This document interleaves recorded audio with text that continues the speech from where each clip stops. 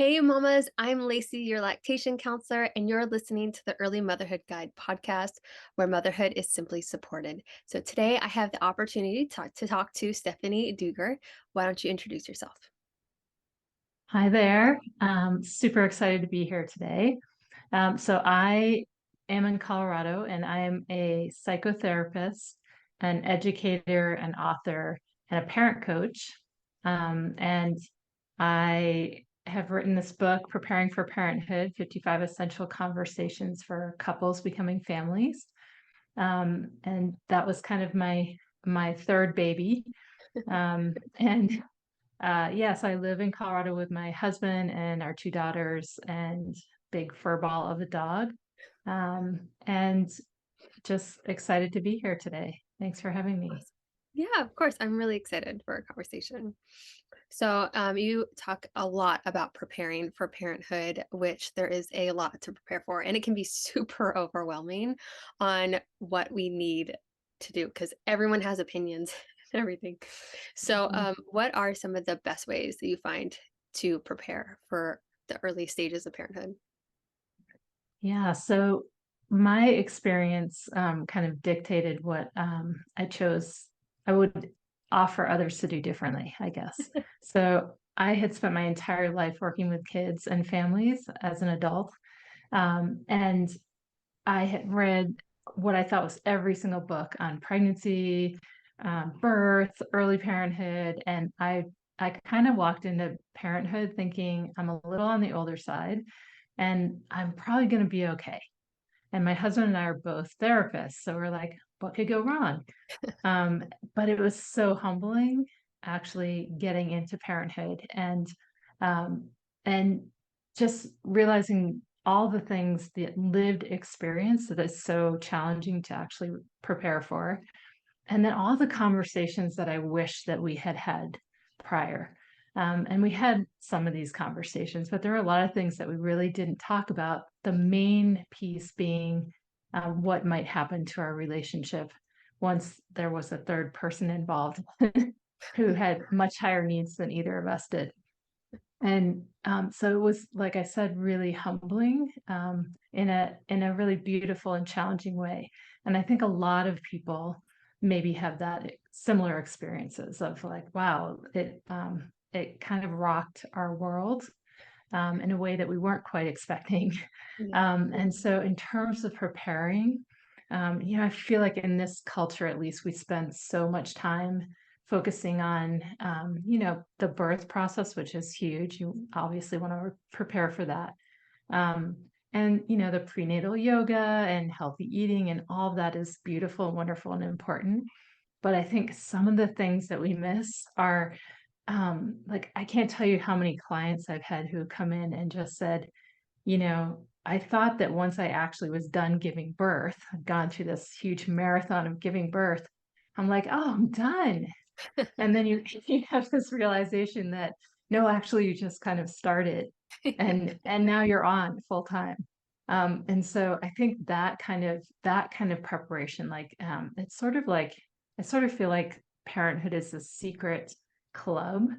And until you're in it, nobody tells you what's going to happen. So you'll hear things like, yeah, you might have some challenges with sleep, or maybe you'll have some challenges with breastfeeding, but nobody really gives you the nitty gritty.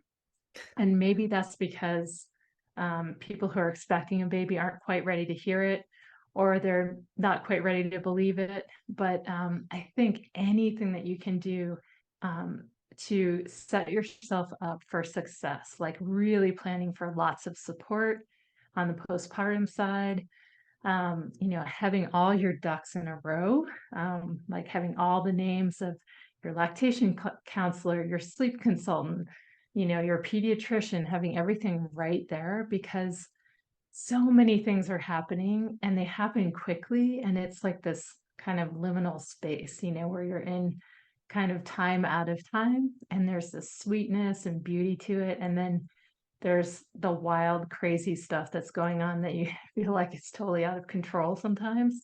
And like, oh my gosh, am I ever going to sleep again? Or am I ever going to get this latch right? Or, are my husband and I ever going to have a conversation that's maybe not about the baby again, or ever have a date again. All of these pieces that feel like you might not really think about them until you're actually in it. And you're like, "Oh, I'll deal with it when it arises." And then it's there and you're kind of in crisis mode.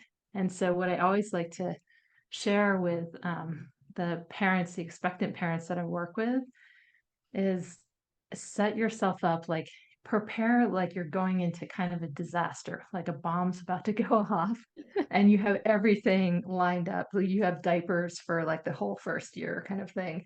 And you just know who to call when you need support.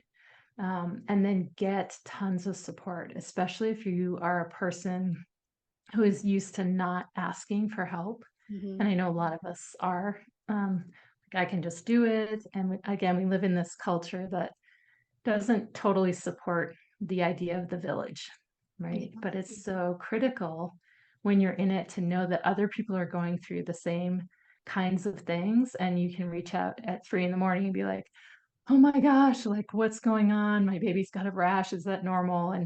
And you're gonna get a friendly voice on the other end, like, "Oh, I'm so glad you called. I've been so stressed," and it just is so helpful to have that ongoing support.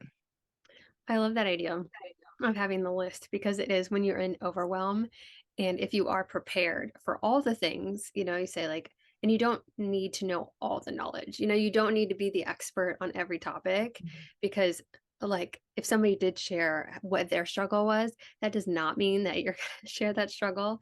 Or even with your first child, that doesn't mean you're going to struggle the same struggle with your second. Is quite the opposite. So having that Right. list of going to just that go-to of being like, "Oh, yeah, I remember, like, this was the sleep specialist I liked. This was the lactation counselor I liked. This is the support group that I like. This is what I feel comfortable with if I have, postpartum depression." Like, anything that the thoughts that you could go wrong, instead of hearing those horror stories from other moms, just being like, "Oh, okay, that can be something that can happen.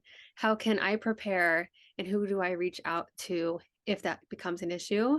Instead of, "This is my fate." Exactly. And I was kind of chuckling. My husband Dan and I had this little whiteboard, just for us, about all the possible things that our first daughter's crying could mean, right? So we'd go down the list. We're like, okay, hungry, diaper, tired. And we're like, okay, we've gone through the whole list. Which one is it? And, sometimes we'd hit the right one, but it was so helpful just to have the list there. I'm like, I know I'm going to forget something because I'm sleep deprived. And the learning curve when you become a new mom is, it's pretty steep unless you've grown up around, Yeah. taking care of babies your entire life. I mean, for me, that was brand new. So everything felt new, um, which was really exciting. And I got very blissed out a lot of the time. And I got crushed a lot of the time, to be honest. I mean, it was really hard. I love how, like, you had list every that was I feel like that is some experience right there to have the list all right off the get-go. Because yeah, with my first, I was not thinking the things that could go wrong. I was like, "I will make them go right. I will figure it out." Whereas my Mhm. second, yeah, I was in that stage. I remember just before it was time to push, and I'm thinking, "I'm not ready to get to that next stage because I know this is just the beginning, and I'm really tired." Mhm. Totally. Yeah. Yeah. Yeah. It's so true. And again, I think anything that you can do to set yourself up, like you don't know what you don't know when you're becoming a mom for the first time. And then with the second, and for you, the third and forthcoming, right? It's like, how do you manage all of these needs of all these little people, and everyone's got varying needs. And so having some kind of a list so you don't kind of, lose your mind while you're trying to figure out what to do, Yeah. is, I think, really helpful. That is. So how did you prepare for motherhood? Mm. Well, I took a lot of classes.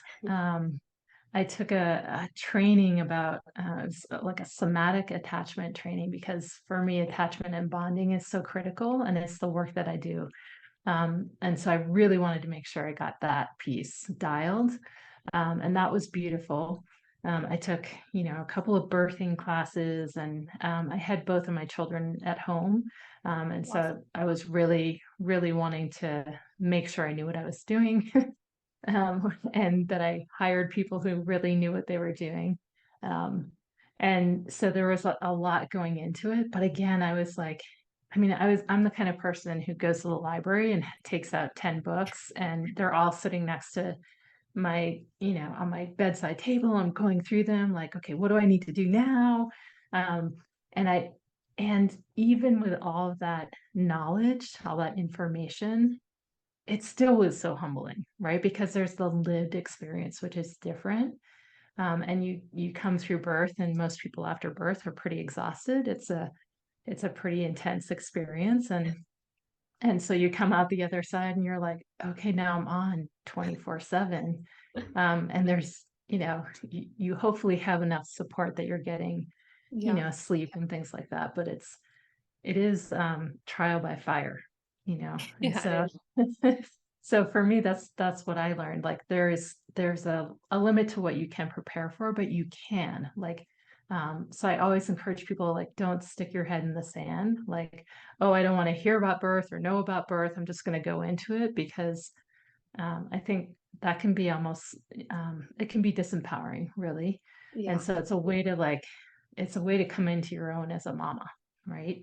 And so learn as much as you can. And then just keep an open mind and flexibility is what I would say. Like if I were sharing with other expectant moms, people expecting their first babies, especially, because you just never know what's going to happen. Yeah. So walk me through how it was giving a home birth and then doing it the second time. How are you able to prepare the second time? Mm. So, yeah, I was not somebody who thought I was going to do a home birth.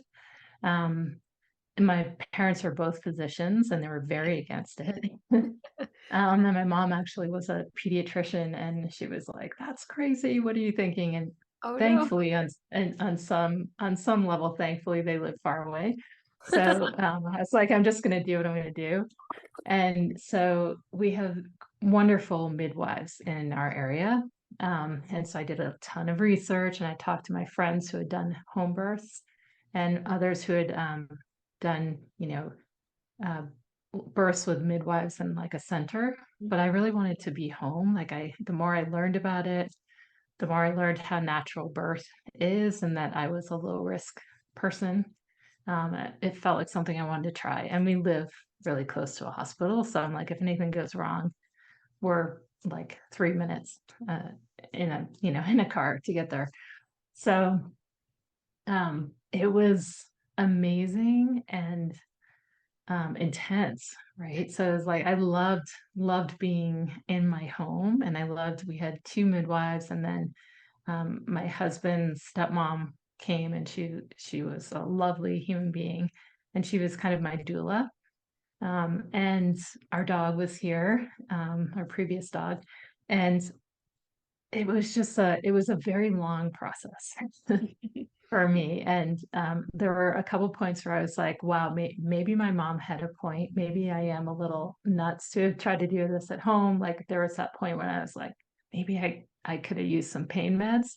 Yeah. But once I kind of got through that and kind of got into sort of an altered state, I was fine. And she was born on our bed, and it was really beautiful and mind blowing. And then the second time through was easier, right? Because it's the second time through, even though our children are almost 5 years apart. And so our second was almost born in the birthing tub. Hmm. Um, but she actually had the cord wrapped around her ankles, and she was kind of bungeeing back up and down like she wouldn't come out. I was like, this is not working. Um, so I so I ended up having to get on the bed um, to have her come out, and that was a super sweet experience because her big sister got to be there, and Yeah. she thought she wanted to catch her, and then she was like, "No, it's a little messy. I don't want to do that." So, but she did cut the cord when it was time, and that was super sweet. So, it was really I just loved, being in my own space and Mhm. not having to go anywhere. And thankfully, I had, births where I didn't need to be transported, so that was obviously super grateful for that. Um, that would have been a different story, but, just yeah, really grateful to have been Yeah. able to do that. Yeah, and I'm sure feel way more confident in your decision because you've already made it through once and to be prepared. Yeah, I'm expecting my fourth, and this time I'm planning a home birth as well. I just kind of worked Mm, down the line. I did hospital, and they said it was a birth center, and I just felt like that it was still very much hospital setting. And the next two were at a birth center, and now I'm like, I'm just gonna do this at home. mm, But yeah, my oldest mm. is so excited to he wants to Oh, get one right in there too. I think he'll just be in the tub with me. that's super exciting. Well, Yeah. yeah, like best wishes for an easeful Yeah. birth. So, I would love to know how, if you find yourself with maybe a tougher baby that you're having a hard time bonding, is there anything that moms can do if they're not feeling that bond right away, or if they're just having a very difficult time with sometimes some babies just need a lot more work soothing and they're not having that experience where they had in their mind, right? Where it's going to be, Yeah. they know exactly who this person is. They might need instead more time to figure out who they are and connect. Yeah, and that's a great question. So the clients that I tend to see often have challenges because of things that happened Mm, often during birth. yeah, So a lot of us, unfortunately, experience more traumatic births. yeah, Things don't go as you're expecting them to, and maybe you end up in an emergency situation, and it just can be really challenging, right? And so often a baby that goes through an experience like that, as well as a mama and partner, um, can come out feeling pretty dysregulated, right? And so the bonding gets interrupted, especially if baby has to get whisked away and yeah, have procedures done, right? They've experienced a lot, and it's not the easy way that they thought they were going to come into the world. Um, and so a lot of it is for some people resolving any trauma that happened in birth. So if you are a mama who had what you experienced as a traumatic birth, I would highly recommend going to a therapist or a psychologist or someone who can help you work through that, because it can make all the difference really early, and then the bonding and attachment can happen really easily. yeah, Sometimes it's the delivery process, right? So if a baby needs some interventions that are not so gentle, um, they sometimes can squeeze their head too hard or whatever. And going to a craniosacral mm, person who can work through and rearrange the bones because they're so soft and they can move easily, that can make all the difference. Sometimes, like with my second, it's diet. So uh-huh, our second actually has celiac, and nobody else in our family has it. And I didn't know that. And I was eating, she was okay, but she was okay for like the first 6 weeks in terms of sleeping and stuff. And then her crying was just exponential compared to our first. And I was like, what is happening? And I went to all these people, no one could tell me anything. And it wasn't until I nursed her for almost 3 years. And it wasn't until about 2.5 years, no, longer than that, almost 3 years, when I went to my naturopath and I had my kids with me. And I walked in, and the naturopath took one look at my little daughter and said, "Oh my gosh, she's got serious food allergies, right?" I was like, really? "What? How can you tell?" And she said, "The dark circles under your child's eyes Oh, are a giveaway," which I had no idea. yeah, I cut out gluten and dairy, and 3 days later, she stopped nursing. She was like, "Mom, I'm done." I was like, "Okay." Never came back. 3 weeks after that, all of the challenging kind of behaviors and crying stopped wow, completely. So sometimes I think it's just diet.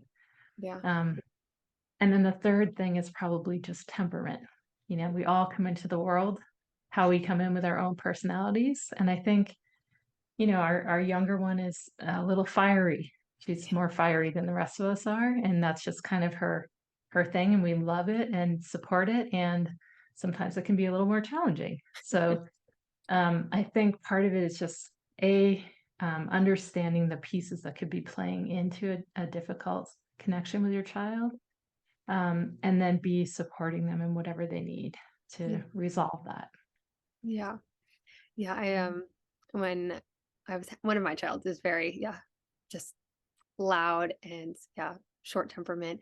And when I was in labor with them, I was like, this is going to be my Zen baby. Like this, everything felt really great. And wow, if God had a sense of humor, that was showing right then. Because the moment that child was born, I was like, oh, I don't know this child. That was all made up in my mind. Like this is a That's so completely unique interesting. human being, right? Yeah, and like you spoke to earlier, every child is totally different. Like Hmm. our first was the little Buddha baby, right? Yeah. She came into the world just gentle. She still like oozes this compassion and gentleness, and our second's like, I'm gonna go out and conquer the world, right? Like there's Yeah. this very different energy, and so you have to parent a little differently Hmm. for each of your children. Yeah, for sure. So, Yeah. what are the most common challenges that you find new parents face? So, one of the biggest things that I feel like doesn't get talked about is the relationship between the parents, right? And I know I want to honor that a lot of people have children as single parents, and kudos to them. They're amazing. But if you are partnered, um, a lot of us come into the world with two parents. And, if that's kind of like the foundation of your whole connection, um, definitely just takes a backseat for most people, right? So there's so much attention that needs to go to this little human Yeah. that has enormous needs, and you just don't really have time to be, you know, talking so much about your relationship. You're not resource, and most new mamas, if they're nursing, are touched up, right? Yeah. Like they're like, don't even come near me. Everything hurts. Like if you want to give me a back rub, that's great, but otherwise, just, no way. And so there are things that tend to suffer. So the communication tends to suffer and the intimacy tends to suffer, right?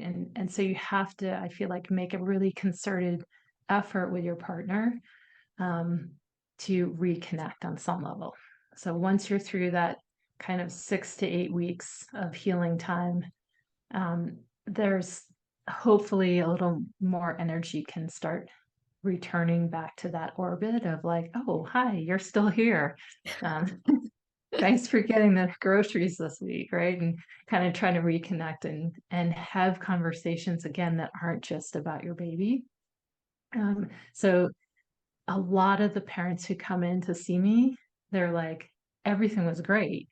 And we were so excited to have this baby, and we were like blissed out.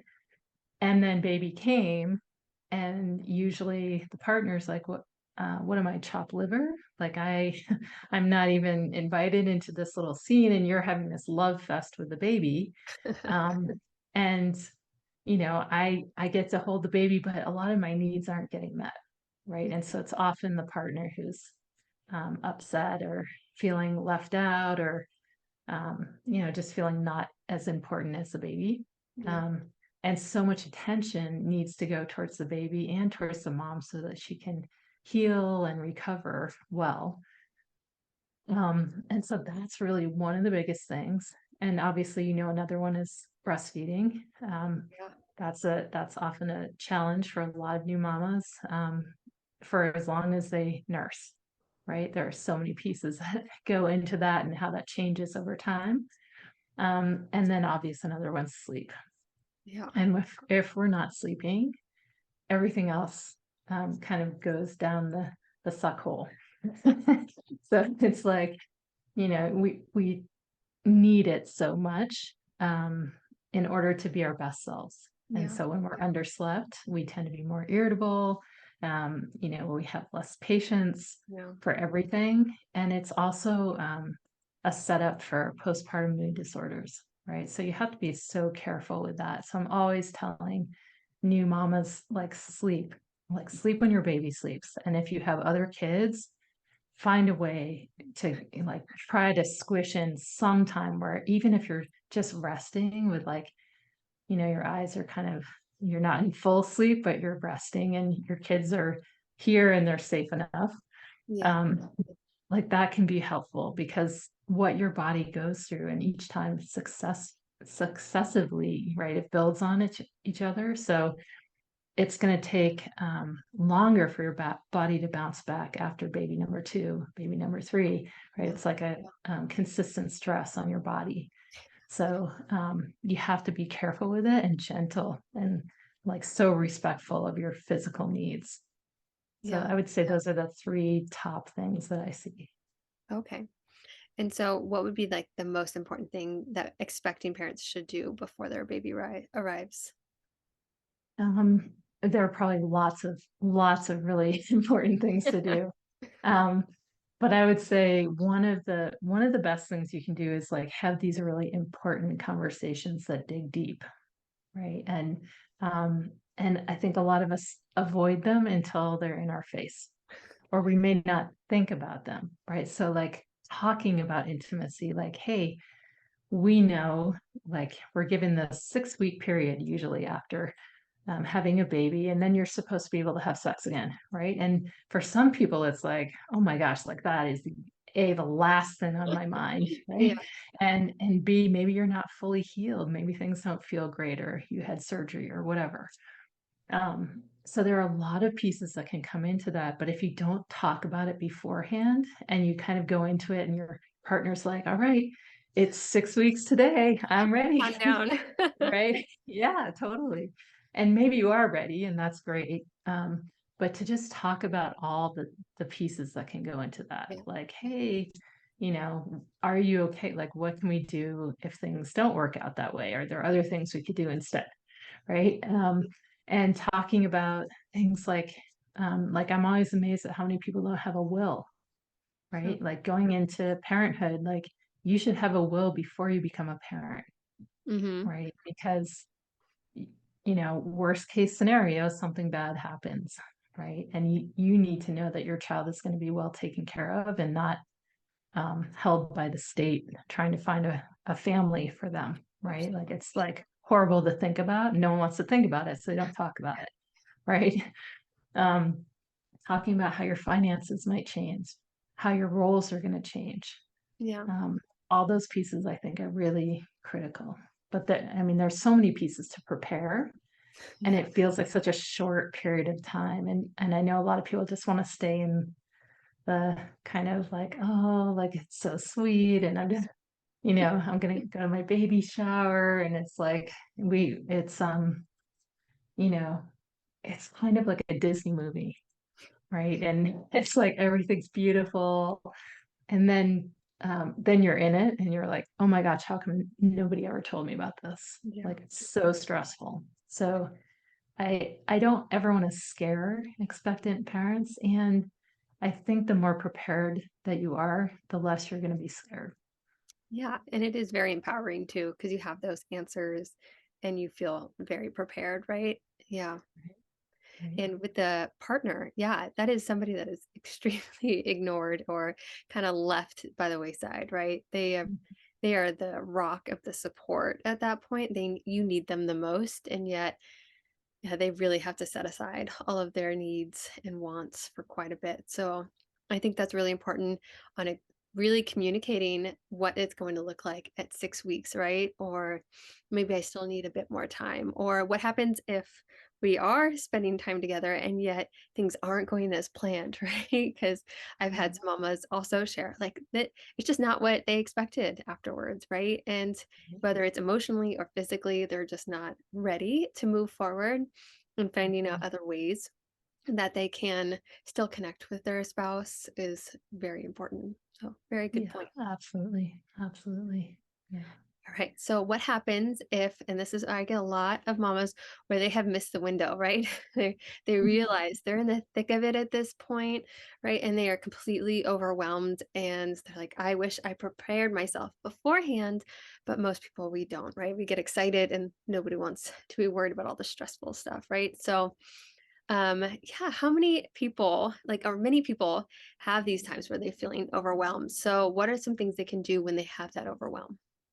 Yeah, that's a great question. So I would say most people um, are not prepared for a lot of the kind of shock of going into to parenthood. And so if you find yourself in that space, um, my best advice is to slow down, Mm, right? So if you, it's slowing down to speed up, right? It's like, okay, I'm feeling overwhelmed. I'm going to take some breaths. I'm going to calm down and who can I reach out to for support? Right. Like that's when you need your tribe. yeah. This is the person that I call for breastfeeding support. My baby has a rash. I'm going to reach out to the pediatrician or ask my partner to, right? It's like you slow down and try to help yourself think. And that's when it's really important to have that list, right? So you're not then in the frenzy of who do I call and who are the, I can't find my phone. And, just like stick something on your fridge or someplace obvious where you're not going to misplace something. And I would say the support piece is pretty underrated in this society, right? And so again, so many people come through the world and they're like, I can totally do this on my own. Like I'm an amazing, strong woman and I have my own career and I crush things and I can do this. Right. And it's hard to reach out sometimes for support because we feel like maybe we're failing. But that's the time when you really need it. Right. And so if you find yourself in that place of like, oh my gosh, I wish that I had, um, researched lactation counselors, right? Yeah. Before I was here, it's like, take a breath, call a friend who can do the research for you or call your spouse, right? And like, hey, like we need somebody stat. Mhm. Um, and then just settle, like just try to stay calm. So the more calm that you are, the more calm your baby will be. Yeah. Right. So even if things aren't going well, there's this positive feedback loop. If mama stays calm and is like, okay, I don't know what to do, but we're going to figure it out and everything's going to be okay. Yeah. Right. And when we bring it down a level from that, um, what can be like a very stressful, anxious place that we're in, which doesn't feel good, um, everybody gets to settle. Yeah. It's like, okay, like everything's going to be okay. You know, we'll figure it out. Yeah, very true. And that's a good reminder because when I had my third, I was definitely in that overwhelmed state, right? But some things I had down at that point because I've already learned how to juggle multiple kids. But I did have that list. I learned from that experience where Mhm. I had a list of like indoor playgrounds, and then I had a list of fenced in playgrounds, like, Mhm. and for the outside days, and then I had a list of like sensory activities too. Like I had a list of all the different quick I could pull out on, like, if it was complete overwhelm, I could just go down this list and be like, I just need to pick something here. And fortunately, with my third, she was just a baby that was just down to do whatever. She was so easy. And for me, that overwhelm was like multiple kids. And so, yeah, that's a great reminder of just having that list, whether it is for support or even just a go to, right? So that we don't always end up doing like eating takeout or having a show on, those little quick things that are just as quick and easy. But if you have it written down and you're like, Right. hey, I can always go to this, like, this is a quick, easy meal I have in the freezer or whatever. This is a quick Exactly. activity, something to get everyone. So your default isn't so much being stressed out and putting on a show. Right. Exactly. Yeah, that's a great point. It just like having information can Yeah. be so helpful when you're overwhelmed and you're not able to really think through. Yeah. It's like, how do I slow down? Oh, right, I have this list. I'm gonna pull it out and I'm gonna do number 4 today because that's what feels like the best idea. Yeah. Very smart. So tell me more about the support and this course that you're coming out with. Yeah. So, I tried to launch a course for expectant mamas and expectant partners too. Yeah. Yeah. But what I realized was when you're not in the hurt of it, you're Yeah. kind of in the honeymoon of it. Like everything's going to be amazing and beautiful, and why we need to do anything really to prepare besides, get a car seat maybe, right? It's like we know we're going to the hospital and everything's good. And so the people who ended up really coming to me for help for the most part were people who are in the hurting stage and just like, I'm so overwhelmed. I don't know what to do. I don't even know where to start. And they had so many things going on. And so I thought, why not create a coaching and course piece that's like a kind of basics of like, hey, let's talk about the basics of sleep for your baby at their age, Yeah. and then we can work one on one and just check in, like, how are you doing? What do you need support with? And then build out your tribe, right? So, like, go to the people who are the experts in these fields, right? And launch from there. Like, if everything's great except for sleep or except for nursing, you find those people and then you branch out from there. Yeah. Um, but like giving kind of like the overall holding for new mamas because it can be so overwhelming. And we aren't always great about reaching out for support. So the course that I want to try out is it's just a beta course right now. So I'm looking for beta mamas who are excited about trying out like a 6 week support group and a lot of one-on-one work with me, and just seeing what we come up with. So it'll be kind of co-created, and then I can make adjustments from there. And so it's like super inexpensive to start with. It won't be once I kind of dial it out, but want to invite new mamas through probably about May would be when I would kind of stop offering a discount price for it, just to come in and try it out and get some good feedback and hopefully get some really solid support. Yeah. And I mean, it's so needed. So I'm so glad that you're creating this because, yeah, it tends to be when you're in it, right? And you really Mhm. need that, like that Exactly. ear for somebody to listen to you. And yeah, I think that's very, very much needed. So thanks for offering that. Yeah, thank you for bringing that. Yeah. So is there anything else that you would love to add to today? I guess I just want to say that there's so much pressure on moms, and parents in general, but I would say especially moms. And there's so much judgment, right? And so the more gentle we can all be with each other, like parenting's really hard sometimes, Yeah. right? It's going to push every button. It's going to max you out. It's going to make you stretch beyond anything you imagined you could do. And so if we're supportive of each other and kind instead of judgmental, um, and just like being so gentle on yourself as well. Like you're going to have bad parenting days. You're going to have like the tantrum, blowout diaper day all combined, and it's hard, right? And so to just be able to kind of maintain a little bit of a sense of humor of like, oh wow, like I wish I could kind of erase that day, but now when I look back on it, it's sort of funny. Yeah. And just kind of taking this attitude of like, we're not going to be perfect. Um, if if we are a good enough parent, we get it right only 20% of the time. And 60% of the time we mess up and we have to repair. Like we snap at our child because they, threw spaghetti sauce on the wall or something. And we come back and we're like, okay, mommy lost her temper a little bit. I'm sorry. And it's okay. And let's clean it up together. Right. So that equals a total of 80%, 20% kind of perfect, 60% making up for the mistakes. And then the other 20% is, as long as it's not too bad, it's okay. Like it's just going to roll off. So you don't have to be perfect. None of us can be. And so again, having that gentleness around the times when we're not doing the kind of parenting that we wish we were, because we're not resourced or exhausted or whatever. It's just, I feel like really critical in this day and age. Yeah, that seems very doable too, because I think we're all very hard on ourselves.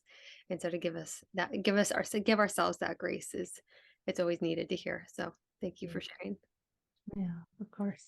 Yeah, well, thank you so much for joining us today. It was such a pleasure to have you here. Thanks so much for having me, Lacey. It was really Yeah, fun. yeah. And thanks everyone for listening. I will see you guys next week on the Early Motherhood Guide podcast.